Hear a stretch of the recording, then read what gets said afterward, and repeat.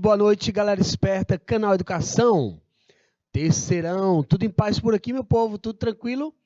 Aquele abraço carinhoso, tio Mads e toda a nossa equipe desejando para vocês o melhor da vida, o melhor da arte. Galera esperta, saudade de vocês, tá bom? Nosso encontro nas quintas-feiras artísticas. Meus amores, hoje a gente vai dar uma volta interessante no cinema brasileiro, né? O cinema sob pressão. Então, nós vamos ter uma percepção inicial desse cinema aqui no Brasil, tá? Nós vamos ter aí um aporte teórico para vocês. Eu coloquei alguns textos para a gente estar lendo e vocês depois terem esse material para relembrar, estudar, pesquisar sobre a história do cinema no Brasil, tá bom? A gente vai fazer um passeio bem interessante até chegarmos ao cinema novo, né? Essa nova pegada do cinema brasileiro.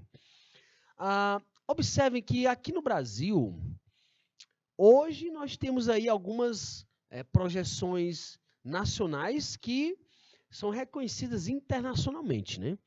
Mas todo esse processo ele é marcado pelo século XX, que é a chegada da modernidade aqui no Brasil. Nós na arte estudamos sempre na Semana de Arte Moderna, 1922, lembra lá?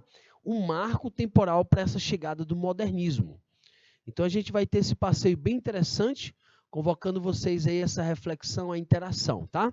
Dom Inocêncio, São Pedro do Piauí, Guaribas, Queimada Nova. Aquele abraço no coração. Galera de Coivaras também ainda tá por aí? Show de bola. Joanil da Alexandra e nossa Iracema, boa noite. Show de bola, meus amores? Então, vamos aqui para esse material, tem muita coisa boa para a gente conversar hoje, tá? Nosso roteiro, cinema sob pressão, os objetivos, esses parâmetros visuais das décadas de 60 e 70. No finalzinho da aula a gente faz umas questões aí, ok? Então, o cinema brasileiro, galera. Olha, tem um orgulho das produções nacionais, tá? Recentemente aí a gente falou aí do Marighella, né? Um filme que fez sucesso primeiramente fora, foi proibido aqui no Brasil. E aí ele volta com toda essa expressividade, uma lembrança de épocas de ditadura militar, né? Então o cinema brasileiro ele passou por uma série de processos, tá? E aí nós temos aí Afonso Segreto, um dos primeiros projetores de imagem aqui no Brasil, e lá na Europa a gente já tinha os irmãos Lumière, né? Auguste e Louis Lumière, que inventaram o cinematógrafo. Engraçado que antigamente os vídeos eram curtos, né? Era uma espécie de máquina que você girava manualmente, ela tinha uma espécie de lâmpada, um foco luminoso que passava nos filigramas, nos fotogramas. Isso era projetado com uma certa velocidade. Anterior ao cinematógrafo, a gente tinha um praxinoscópio, né, que era um instrumento óptico, um brinquedo óptico, que gerava uma imagem em movimento. Então, aqui no Brasil, toda essa potência aí, ela vai chegar pelo século XX. Beleza? Então, esse é um dos princípios básicos do cinema brasileiro. Primeiro acontece na Europa, depois chega aqui para a gente. Tá? Essas máquinas aqui no Brasil, para chegar aqui, elas demoravam um certo tempo, até que a gente comece uma produção, né, literalmente, até mesmo artesanal, literalmente. Porque muitas das produções que vinham da Europa chegavam aqui muito caro. Então, a gente tinha que adaptar, dar aquele jeitinho brasileiro. Tá bom? Olha aí o nosso querido Kaique Marlon chegando. Boa noite, meu querido. Seja bem-vindo, Kaique. Maravilha, meu irmão. Obrigado, hein? Olha aí, galera, o início do cinema brasileiro, 1896 a 1907. Bom, tio, nós temos aí no século XIX, a Revolução Industrial, não é isso? E a Revolução Industrial, ela vai trazer estas máquinas. Ok? Em 1907, nós já temos até uma tensão da Primeira Guerra Mundial, que acontece em 1914. Então, sempre nesses períodos antes da guerra, na guerra e no pós-guerra, a gente vai ter elementos, objetos que surgem dessas, digamos assim, catástrofe, né? Uma guerra é uma grande catástrofe, morre muita gente, quebra-se muitas coisas, né? E surgem outras, tá bom? Então, Afonso Segreto, junto com os primeiros projetores da empresa Pascoal Segretos, os irmãos italianos estiveram entre os precursores do cinema no Brasil. A primeira exibição de cinema no Brasil aconteceu em 8 de julho de 1896. Olha aí, ó. Julho de 1896, no Rio de Janeiro, por iniciativa do exibidor itinerante belga Henri Pyle. Naquela noite, numa sala alugada do jornal Comércio, na Rua do Ouvidor, foram projetados 8 filmetes. Olha aí, ó, cada um com cerca de 1 minuto cada. Lembra que o primeiro desenho animado é o Fantasmagorie. Ele tinha aproximadamente 1 minuto. E era uma espécie de filme já. Olha que interessante, né? Filmetes, com interrupções entre eles e retratando apenas cenas pitorescas do cotidiano de cidades da Europa. Só a ideia de você conseguir projetar uma imagem já era novidade. Já era novidade. Tá bom? Só a elite carioca participou desse fato histórico para o Brasil, pois os ingressos não eram baratos. E aí a gente sabe que o século XX, né, ele traz essa tendência midiática e também comercial. Tá bom, galera?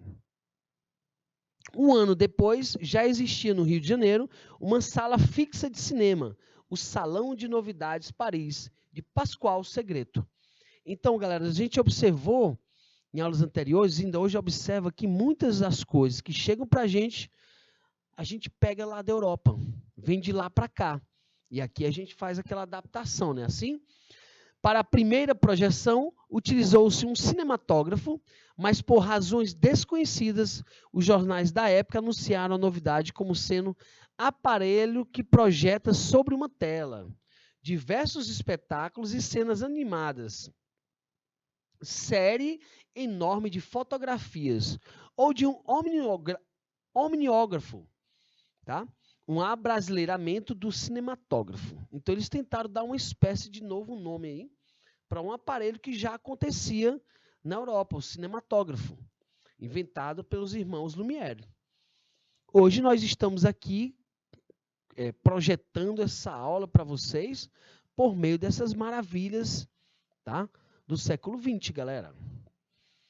São marcas ainda positivas, digamos assim, né? Os efeitos positivos de toda aquela Revolução Industrial, Primeira e Segunda Guerra Mundial. Ok, meus amores? Primeiros filmes, Poçados e Cantados, eles vão aí, Pousados, perdão, e Cantados, vão surgir em 1906 e 1911. Os primeiros filmes pousados, isto é, de ficção, feitos no Brasil, eram em geral realizados por pequenos proprietários de sala de cinema do Rio de Janeiro e São Paulo, sendo frequentemente reconstituições de crimes já explorados pela empresa. Então vejam que eles pegavam coisas do cotidiano, acontecimentos do cotidiano, e traziam essa nova visualização, né? Reconstituições de crimes. Então, olha que interessante, galera. O contexto é guerra, né? Então, olha a temática. Nós vamos ter aí, olha, 1911, faltam apenas 3 anos para a Primeira Guerra Mundial, seguindo essas datas. Então, as temáticas estavam girando em torno disso, né? Olha aí, o Média, Os Estranguladores, de Francisco Marzullo, 1906, o primeiro sucesso com mais de 800 exibições no Rio de Janeiro. O Crime da Mala, de Francisco Serrador, em São Paulo, em 1908. E Noivado de Sangue, de Antônio Leal, em 1909. Mas há também comédias como o curta Nhô Anastácio, que chegou de viagem de Mark Ferris em 1908. Então, estes nomes aí, galera, são os primeiros filmes, né? Pousados e cantados, né? Os pousados relacionados a quem? Ficção. Mas essa ficção era o quê? Uma releitura de crimes que já tinham acontecido. O Crime da Mala, né? Francisco Serrador é o criador aqui. E o Noivado de Sangue. Beleza? Veja que são clichês, esses termos. É muito comum a gente ver aí nas produções atuais, né, dos dias atuais, essas temáticas. Beleza, galera? Adaptações literárias. Aqui no Brasil também, os artistas começaram a pegar livros e criar o filme. É muito constante hoje na Netflix você ter lá filmes que saíram de livros, ilustrações de livros, né? E geralmente eles dominam a massa, a galera gosta muito dessas produções seriais, né? Então, olha aí, a revista A Cena Muda, número 1, de março de 1921. Opa, olha aí. Em 1922, a gente vai ter a Semana de Arte Moderna. O Brasil se modernizando. O Brasil entrando em contato com outras culturas, né? Sobretudo a europeia. Trazendo Baby Daniels na capa. Primeira revista brasileira especializada em cinema. Então, olha aí, ó. A Cena Muda, número 1, vai trazer uma artista internacional, né? Na capa da primeira revista brasileira, especializada em cinema. E que teve maior duração, publicada até 1955. A partir de 1911, chegaram a São Paulo imigrantes italianos que acabariam tomando conta do mercado nos próximos 30 anos. Os irmãos Gilberto Rossi, João Stamato, Arturo Carrari, né? Olha, o João Stamato, galera, eu não sei se vocês lembram, o João Stamato, ele criou um curta-metragem, um desenho, né? Chamado... Como era, meu Deus? Era o Macaco Feio e o Macaco Bonito. Macaco Feio e o Macaco Bonito. É uma animação, é um desenho animado, parece um pouco com uma relação lá do Gato Félix, né? É bem interessante, o Macaco Feio e o Macaco Bonito. O ator italiano Vittorio Capellaro associa-se ao cinegrafista Antônio Campos e juntos filmam os longas Inocência, a partir do romance de Taunay, e o Guarani, baseado em José de Alencar. No Rio, Luiz de Barros, que viria a realizar mais de 60 longa-metragens até os anos 70, também começa por José Alencar, A Viuvinha, Iracema e Ubirajara. Mais tarde, uma nova versão de O Guarani, de Capellaro, será a exceção na década, um filme brasileiro de sucesso. E o Guarani, galera, virou música também, né? Nas obras de Carlos Gomes, artista, compositor brasileiro com versões eruditas. O Guarani ficou uma obra conhecida aí no universo da arte brasileira, né? Uma das músicas eruditas compostas aqui no Brasil com temáticas brasileiras. É como se eu pegasse lá a tendência europeia musical e o fosse usar para a música brasileira, né? Olha aí, Baby Daniels na capa da revista Muda, número 1, A Cena Muda, número 1, né? Rio de Janeiro. O preço da revista ali em torno de 1.000 cruzeiros, não é isso? Show de bola. Veja que as cores trazem essa novidade pela pose fotográfica, né? A própria capa da revista já tem essa pegada do visual, um apelo midiático, né? Surgimento de novas mídias, tá bom? A revista trazendo Baby Daniels, primeira revista brasileira especializada em cinema e a que teve maior duração, publicada até 1955. Beleza, galera? Show de bola, né? Olha aí, o cinema do Brasil existe como exibição e entretenimento desde julho de 1986. Então, galera, ó, vamos lá. Desde julho de 1896. E como realização e expressão desde 1897. Embora nunca tenha chegado a se estruturar plenamente como indústria, o cinema brasileiro, em seus 120 anos de história, teve momentos de grande repercussão internacional, como na época do cinema novo e de crescimento do mercado interno, como no período da Embrafilme. Então, galera, a empresa brasileira de filmes, na época do cinema novo, nós vamos ter aí uma projeção, né, uma estruturação do cinema brasileiro e teve repercussão internacional. Recentemente nós tivemos também repercussão internacional com a produção do Marighella e de um filme chamado, que virou série, né? Como é, meu Deus? Cidade Proibida, é? Cidade Invisível. Uma produção brasileira maravilhosa. Fala sobre as lendas brasileiras. Tá? Muito interessante, galera. Todos estão convidados a assistir Cidade Invisível. Tá? Na primeira década do século XXI, a atividade cinematográfica do Brasil envolve pouco mais de 2.000 salas. Galera, perdão, bem que é século XX, tá? Deixa eu botar aqui. Deixa eu apagar aqui esse 21. Show. Primeira metade do século XX, a atividade cinematográfica no Brasil envolve pouco mais de 2.000 salas, que vem de uma média de 100 milhões de ingressos atuais, dos quais entre 15% e 20% são para filmes brasileiros. Tá? A produção nacional tem mantido uma média de 90 a 100 filmes de longa-metragem por ano, sendo que nem todos conseguem lançamento comercial.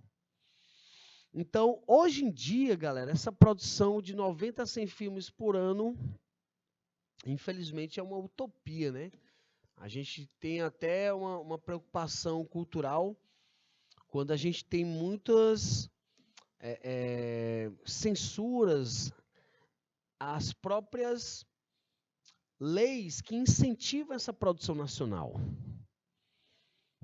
A produção nacional cinematográfica, nós temos muitos artistas bons, muitas ideias maravilhosas, poucos investimentos. Né? Segundo o crítico e historiador Jean-Claude Bernadette, não é possível entender qualquer coisa que seja do cinema brasileiro se não tiver em mente a presença maciça e agressiva no mercado interno do filme estrangeiro. Então, geralmente a gente copia de lá para cá ou faz uma adaptação. Tá? Então, se eu quero elevar o meu padrão, eu tenho que comparar a um padrão internacional. Tá bom? Esses padrões internacionais é que são bicho, né? Porque, veja que cria-se uma espécie de nível, uma padronização, literalmente, e gostos. Às vezes nós reclamamos do filme porque o filme, o efeito não estava bom, o efeito visual. Mas e a mensagem do filme? Né? A estruturação de um filme, ela passa pela mensagem e pela própria estruturação do filme. Mas, às vezes, o filme simples tem uma mensagem profunda. Então, por isso que esse crítico, historiador Jean Bernadette, traz para a gente aí, ó, não é possível entender qualquer coisa que seja do cinema brasileiro se não tiver em mente a presença maciça e agressiva no mercado interno do filme estrangeiro. Tá? O filme estrangeiro, quer queira ou quer não, ele faz a gente ter padrões, né, para comparar o filme brasileiro com os demais. Agora, às vezes é triste quando a gente chega numa sala de cinema e vê o filme estrangeiro sempre mais lotado do que o brasileiro, né, galera? Às vezes é chocante essa nossa... sei lá, às vezes a gente valoriza muito mais a cultura estrangeira do que a nossa, né? Isso pode ser efeitos midiáticos também, Tá bom? Vamos para frente? Show de bola? Mas o que foi essa pegada nova, essa nova onda, Nouvelle Vague? O que foi a Nouvelle Vague? O termo, que em tradução literal significa nova onda, foi usado inicialmente entre o final da década de 50 e o início dos anos 60, na França, por um grupo de críticos cinematográficos da popular Cahiers du Cinema. Então, essa nova onda, galera, vai trazer para a gente aí uma nova forma de estudar, de perceber o cinema. Tá? As bases teóricas mais importantes para os integrantes desses grupos vieram dos escritos de Alexandre Astruc e, sobretudo, de André Bazin, cujas ideias ajudaram a moldar toda uma geração de estudiosos, e aí sim, e críticos cineastas. Beleza? Essas bases teóricas, veja que se tem um conceito artístico, uma potência midiática, né? É comunicação humana, roda o mundo inteiro, a nova onda, né? Essa pegada do cinema novo, nós vamos ter que estudar isso, moldar, tá? Toda uma geração para que esse estudo se aprofunde e a gente tenha novas técnicas, novos conceitos, novos padrões de cinema. Beleza? Então, olha aí, o conceito de camera style via o cinema como uma forma de linguagem audiovisual, fundamentalmente escrita pelo diretor do filme. Os Cahiers do Cinema, fundada por Bazin em 1951, tornou-se o quartel-general de um grupo de jovens cinéfilos, amantes da sétima arte. François Truffaut, Jean-Luc Godard, Claude Cabral, Jacques Rivette, Erich Rohmer, que posteriormente se tornariam os mais conhecidos diretores da nova onda. Então, galera, vejam que essa chegada, essa influência estrangeira, ela começa a afetar o Brasil, por quê? Porque ela coloca uma concorrência, vamos usar esse termo, né? Toda vez que chega para a gente algo de fora, a gente sente capaz de produzir e gera uma espécie de concorrência. Então, as ideias francesas, italianas, né, chegavam de forma muito pejorativa sobre nós. Sobretudo quando em épocas que estávamos nos modernizando. Essas influências fazem marcas, deixam marcas para a gente, né? Um dos principais argumentos de Bazin consistia na rejeição da estética da montagem. Tanto os cortes radicais propostos pelo cineasta russo C.J. Asten, quanto o estilo invisível de edição dos filmes hollywoodianos. Então, para o Bazin, essa ideia de montar era maquiar demais o cinema. E o cinema no Brasil, no início, galera, ele foi, digamos assim, uma espécie de montagem. Você tinha que pegar alguns tipos de personagem, haviam seleções de personagem, era altamente preconceituoso. A gente vai ver que boa parte das projeções eram pessoas brancas, né? E quando tinham pessoas negras, eles pintavam o rosto para representar pessoas negras. Então, houve um contexto ainda bem complexo, tá bom? Ele defendia longos planos e uso da profundidade de campo, no que chamava de mise-en-scène, algo como representação da cena. Os elementos que compunham a estrutura fílmica, de acordo com esse pensamento, eram todos aqueles que precediam a montagem propriamente dita, incluindo posicionamento e movimento de câmera, iluminação e distribuição da ação nos planos. Então, essa ideia do mise-en-scène é justamente você saber usar o espaço cênico como um todo, sobretudo os equipamentos. Então, ele acreditava que uma montagem ela poderia ser evitada quando se usa um equipamento de uma forma mais proveitosa, né? Olha, é engraçado, a gente fala, quando se fala em equipamento, em audiovisual, equipamento é algo muito importante. Sobretudo, quem vai utilizar. Imagine se a gente tiver boas câmeras e o câmera, o artista, o profissional, o técnico que vai usar aquilo, não tiver um olhar, né, a câmera vai ficar meio que, digamos assim, sem uma direção. Então, esse cara, o Banzin, ele trazia essa rejeição das montagens. Ele preferia algo mais elaborado, utilizando bem esse equipamento. Beleza? E nós vamos trazer essas influências para o nosso teatro, né? Para o nosso cinema. Então, o cinema nacional, com a sociedade dividida, em 1960, Jânio Quadros, que sucedeu Juscelino Kubitschek na presidência do Brasil, deu ênfase a 2 problemas a serem resolvidos caso fosse eleito em sua campanha: a ineficiência governamental e a crise financeira que o país vivia.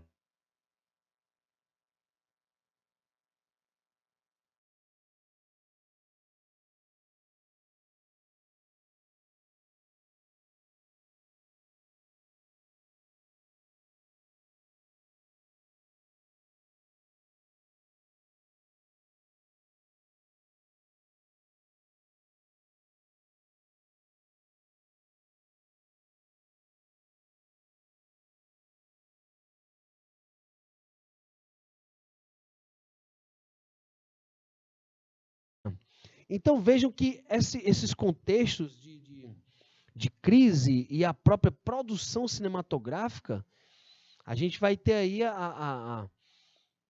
um cinema crescendo, se rastejando, né, literalmente, tá?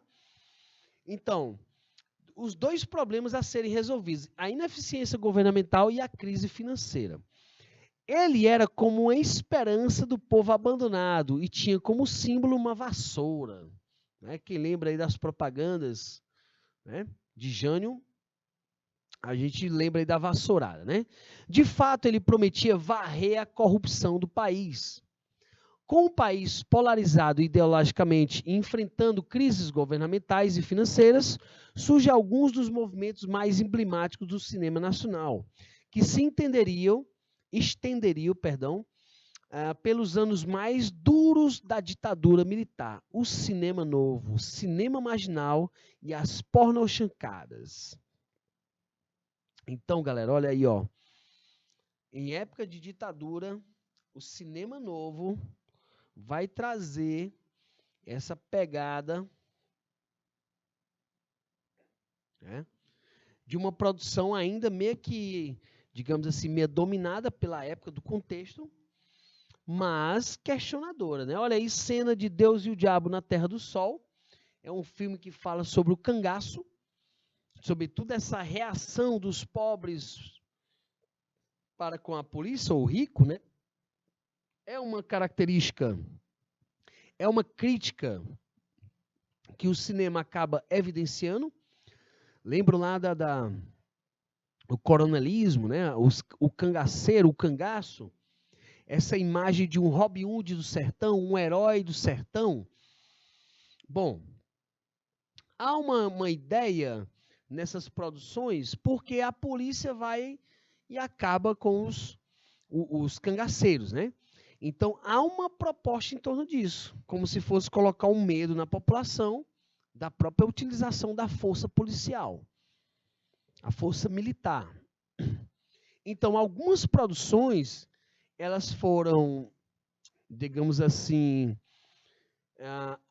aliviadas pela censura, outrora até mesmo patrocinado, para trazer essa mensagem da polícia efetiva, dos cangaceiros ali correndo para lá e para cá, mas que a polícia fatalmente os enquadrariam. Então, dentro desse contexto de ditadura militar, o cinema ele apresenta uma característica interessante.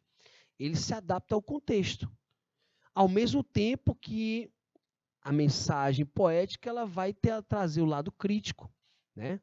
Trazer o lado cultural. Beleza, galera esperta? Show de bola, né?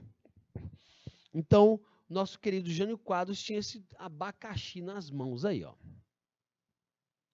Cinema novo, cinema marginal e os chanchadas, né? O cinema novo focava em temáticas de cunho social e político, como a gente acabou de falar, com fortes características revolucionárias. Vamos marcar isso aí. Né? Toda vez que a gente tem uma produção que envolve a sociedade, que tem um cunho social, geralmente é mais aceita, é mais vital, é necessário, né? Na década de 50 já foram produzidos filmes considerados precursores desse estilo, como Rio 40 Graus, de Nelson Pereira dos Santos. No entanto, os mais emblemáticos são os da produção do baiano Glauber Rocha, né? Deus e o Diabo na Terra do Sol, O Dragão da Maldade contra o Santo Guerreiro. Veja que os próprios nomes já fazem essa alusão a uma época de ditadura. Tá bom? Galera, vamos anotar isso aí. É interessante a gente ter esses nomes aqui, ó, Glauber Rocha, tá? O Nelson Pereira dos Santos e essas características do cinema novo. Nelzinho, vamos colocar aí 2 minutinhos para a galera anotar aí, fazer um print rapidão sobre o cinema novo, que a gente vai precisar disso aí para responder as questões, tá bom? 2 minutinhos, a gente volta já.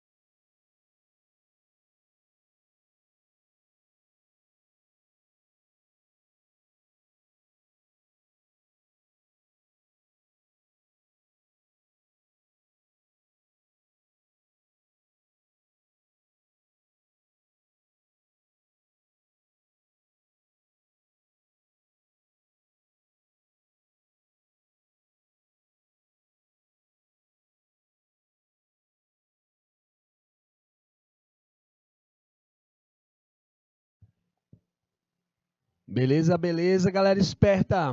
Maravilha, meus amores. Conseguiram anotar, gente? O cinema novo focava temáticas de cunho social e político, com fortes características revolucionárias, tá? E aí nós temos Vera Cruz apresenta Appassionata. Olha que interessante, né? Temáticas que ainda hoje nossas novelas pegam aí.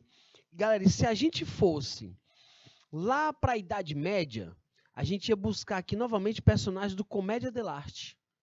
O enamorado, o patrão, aquelas situações mais comuns, né?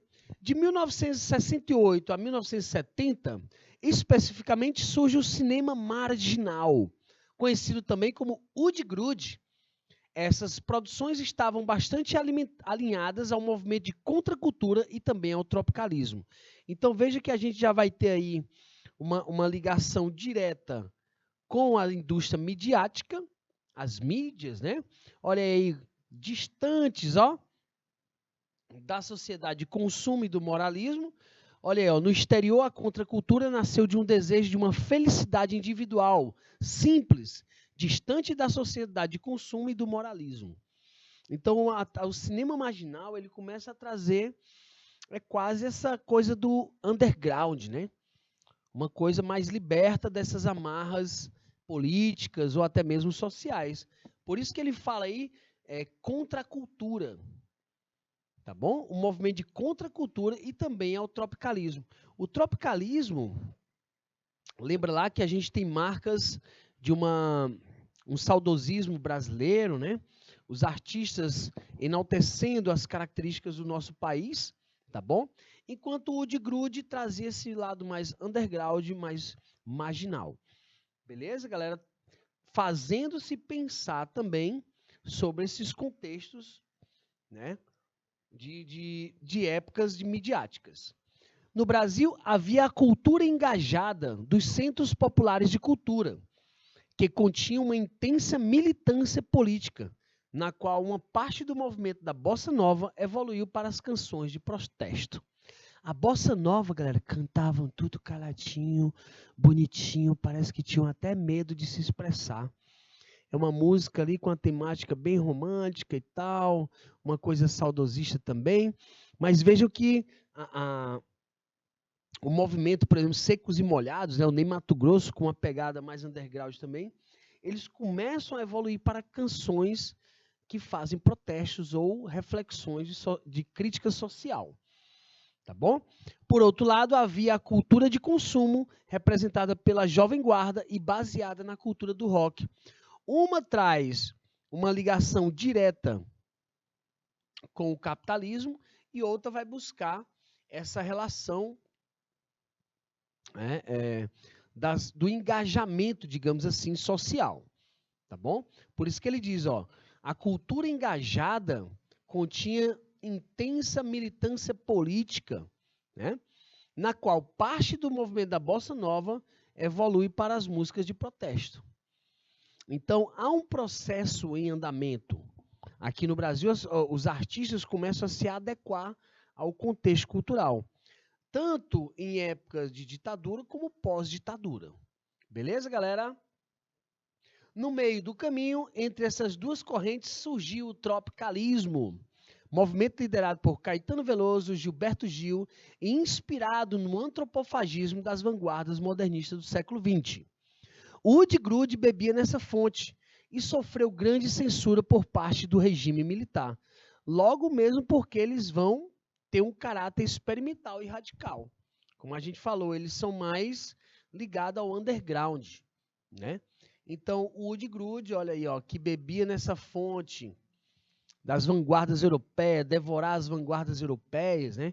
Mostrar o Brasil para o mundo com roupas europeias, foi literalmente censurado pelo regime militar.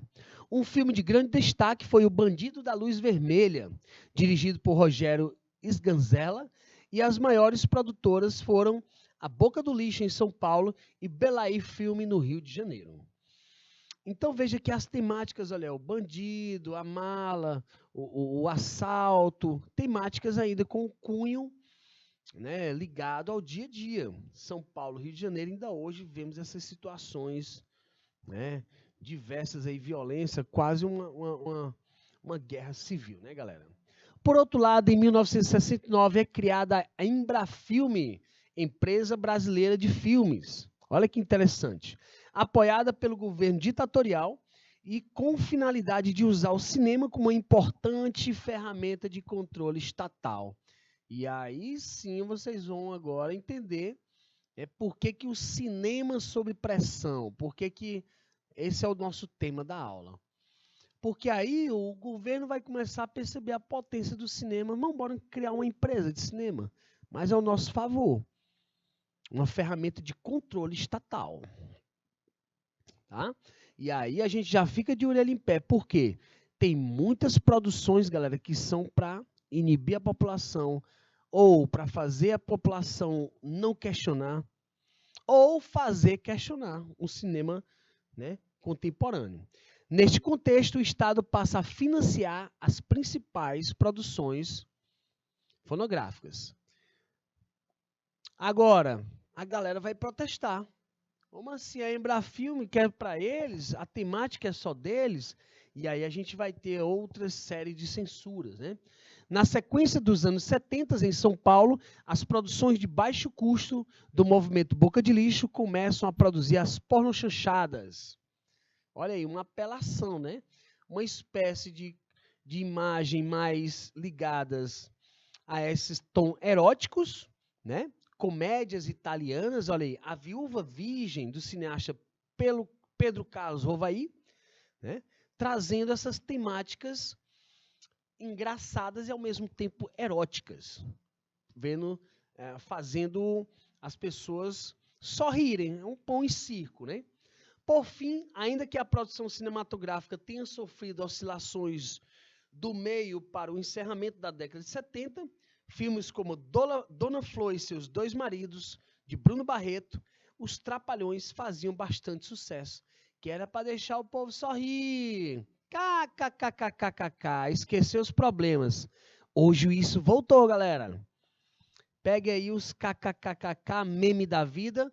Eles querem que a gente passe o dia todo sorrindo na internet. Olha que interessante. Mas não botavam para pensar, tá?